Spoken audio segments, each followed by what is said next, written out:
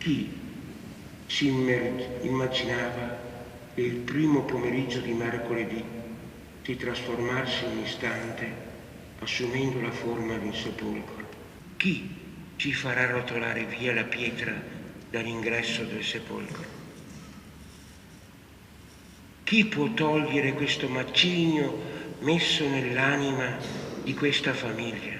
Sono le domande che Don Romeo Penon pone a una comunità ancora sconvolta, quella di Guia, che nel pomeriggio ha salutato per l'ultima volta Attilio Frare, il 56enne morto maneggiando un ordigno della Prima Guerra Mondiale nel magazzino adiacente alla propria abitazione. Un'esplosione letale avvertita in mezza valle che in pochi da queste parti dimenticheranno. Si capisce allora che la passione, l'entusiasmo, il coraggio può portare a volte a sottovalutare il rischio, e questo invece gli è stato fatale.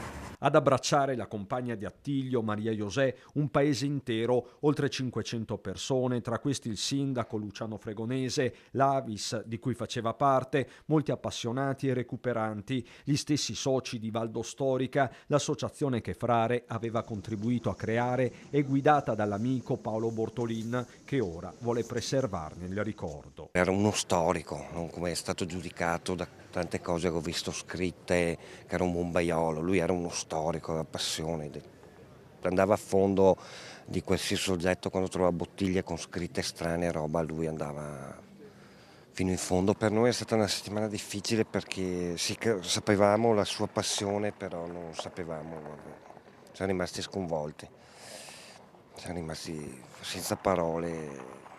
Siamo rimasti senza parole. E Attilio aveva un sogno, gli amici di una vita sono pronti a realizzarlo, trasformare il suo deposito, divenuto teatro di una tragedia assurda, in un museo. E aveva la volontà che là rimanesse un museo, un ricordo suo.